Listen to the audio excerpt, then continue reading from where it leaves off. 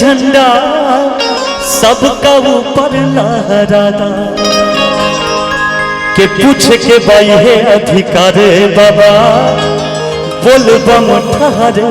ठहरे बाबा कि भांग पी के सचा हूँ भांग पी के सचा हूँ मरा ले मातिया काहे हो गई विदेशी ए हमर जोगिया काहे हो गई विदेशी ए हमर जोगिया अमनी से होई गइल दूरे बाबा कह कब भइल कसुरे बाबा अमनी से होई गइल दूरे बाबा कह कब भइल कसुरे बाबा साचा हो के दिल साचा हो के दिल साचो फाटे छातिया काहे हो गइल विदेशी ए हमर जोगिया काहे हो गइल विदेशी ए हमर जोगिया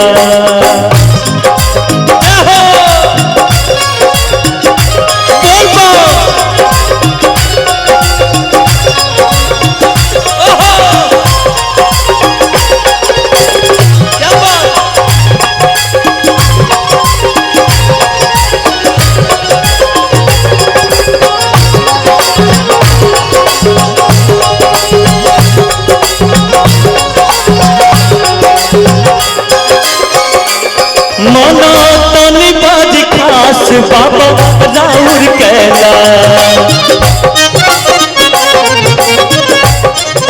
इतना धरती के सांस करे शिव जहावास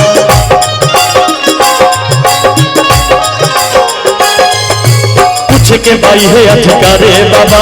बोल बम ठहरे ठहरे बाबा पूछ के भाई है अधिकारे बाबा बोल बम ठहरे ठहरे बाबा भांग पी के सचा भांग पी के सचा मना ले मातिया काहे हो गइला विदेशी ए हमर जोगिया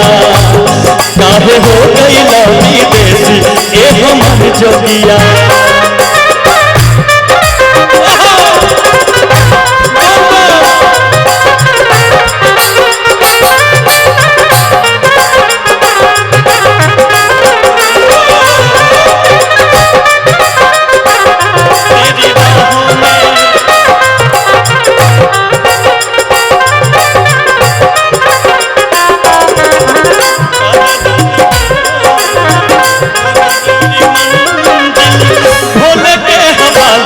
जाने वाले हो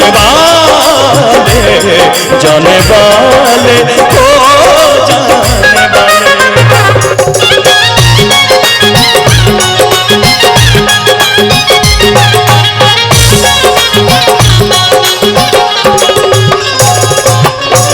हमारे बीच आदरणीय मंटू भैया हैं बहुत बहुत धन्यवाद भैया का भी हमेशा भैया लगातार कलाकारों की सेवा में लगे रहते हैं तोहार भक्त जब चाहे तो से मिल नहीं पावे मिल पावे ना मजूरी कैसे बीजा बनवावे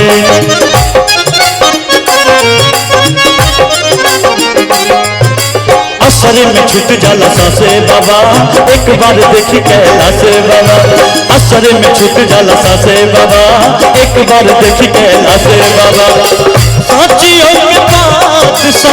सोचिए के बात साचो फाटे छातिया काहे हो गई विदेशी ए हमर जोगिया